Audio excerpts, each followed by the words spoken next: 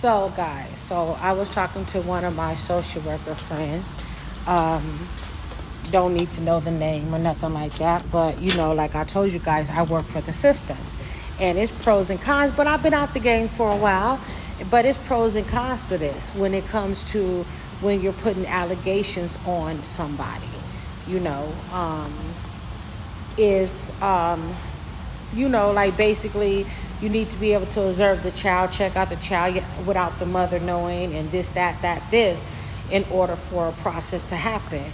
So, like, basically with her moving around so much, her not being steady in a stable place, she's basically invading CPS because they can't find her, they can't see her, they don't know where she's at and stuff. So, like I said, it's more to it.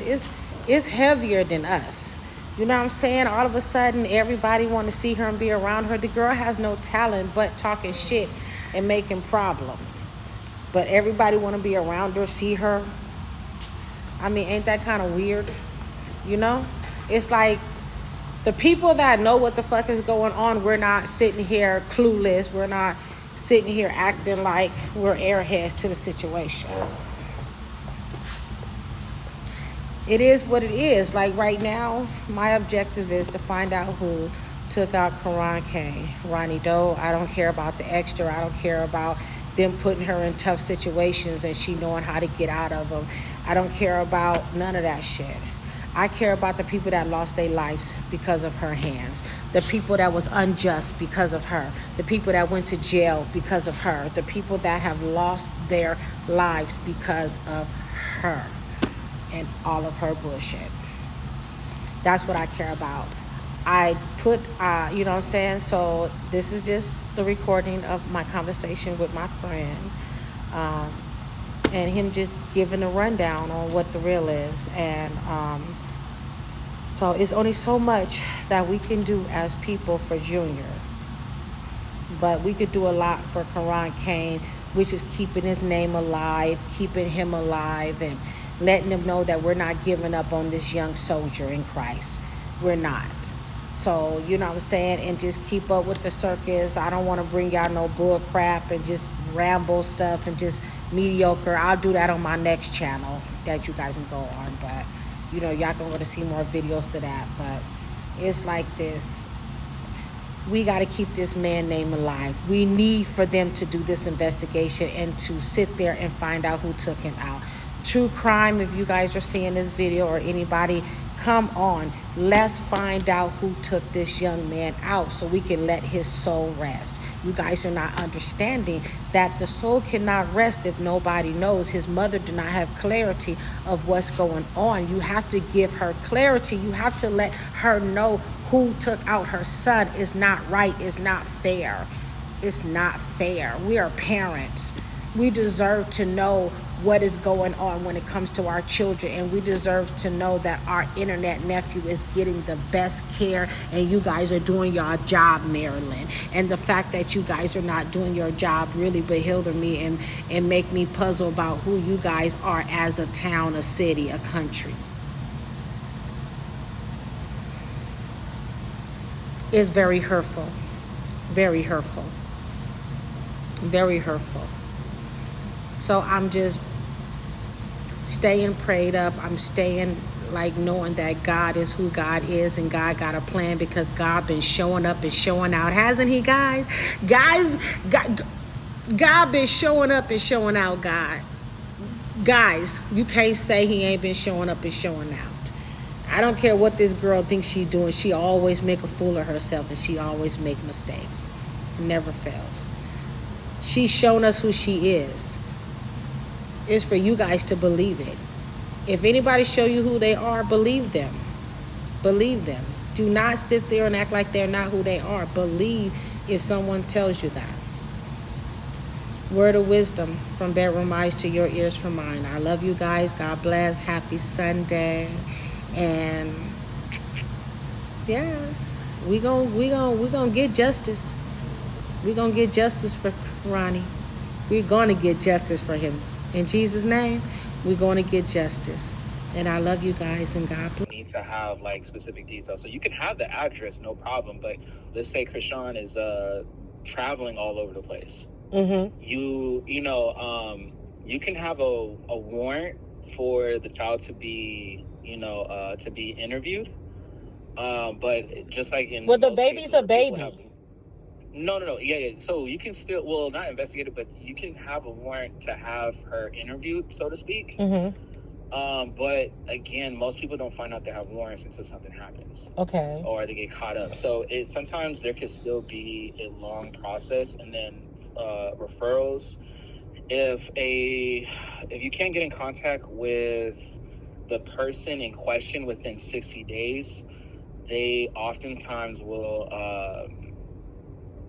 they'll close the referral, or let's say inconclusive or something like that. They weren't able to they weren't able to further investigate the claims or the allegations. So basically, there are certain people that have multiple referrals called in or regarding a situation, but just due to either the resources or the inability to connect with the parent, because like for example, if you never open your door, for example, like you never open your door to a CPS worker, the only thing is, they can do is call the police. So the next level is call the police. mm-hmm.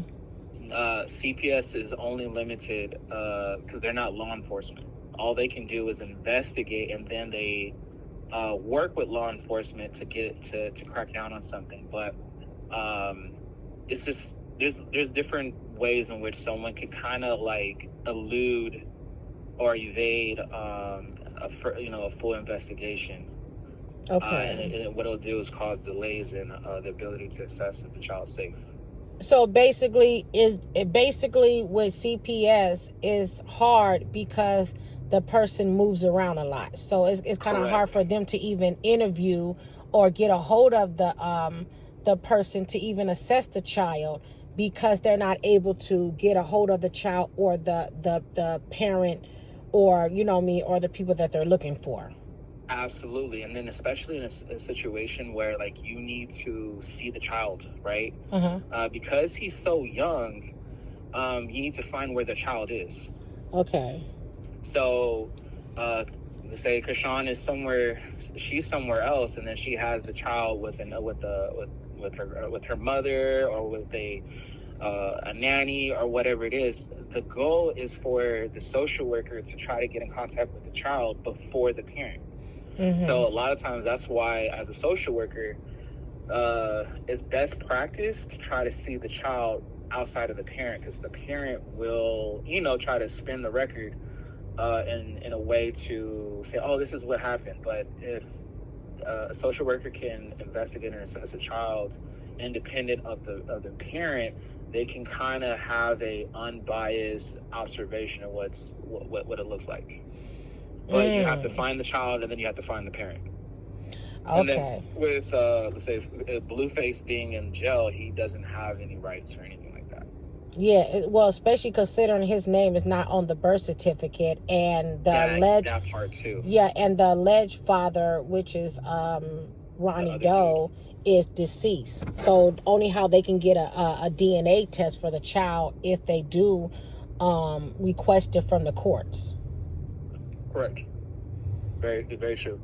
So yeah, that's that's why a lot of times it's with CPS it's a lot more tricky, and especially with high profile cases, they have the money to have these attorneys and kind of like flip the switch. There's people that, like, for example, how on a different situation, there's people that claim that Jay-Z is their father.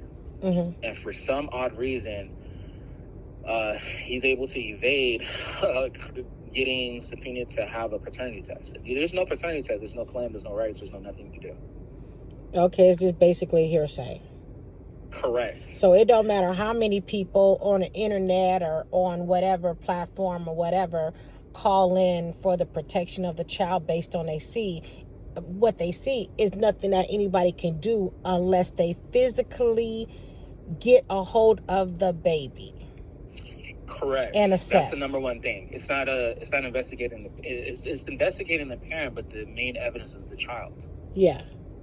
And then if a parent is evading, then it could be a little bit challenging until it comes into like a criminal situation where law enforcement has a warrant. Then there's not too much you can do. But something has to generate at a level to where, like you said, court involvement. When a social worker is initially involved, they're not court involved yet. Mm-hmm. It's just like Hearsay. it's just like it's a preliminary situation. Yeah. And social workers suggest and provide reports recommending a direction for the family, but social workers in and of themselves are not the court. A social worker can't dictate what takes place. Even when we want to, like, for example, believe that a child needs to be removed or detained from a home, we go through a judge first. So a judge has to sign off on the warrant for a child to even be detained anyway. And the only time there's this thing called exigency, which means like on an emergency situation, the child had to be taken. Those are in situations where both parents got arrested, or, the child was literally found in the middle of a really bad situation. And it's just kind of like, we gotta, you have to take the child right now or they're at risk. And even those situations are very sticky in certain counties, especially like LA County or San Bernardino County. They're reluctant to do exigency too much because it's a lot of liability. What about Baltimore County? I don't know. So that's every county or every department has their own jurisdiction. And although we follow the same kind of welfare codes, it's still kind of like everyone has a different procedural process. And again, public opinion definitely can sway and move the hand quite easily, especially when it's a political situation, because all these departments are political in nature. Whew.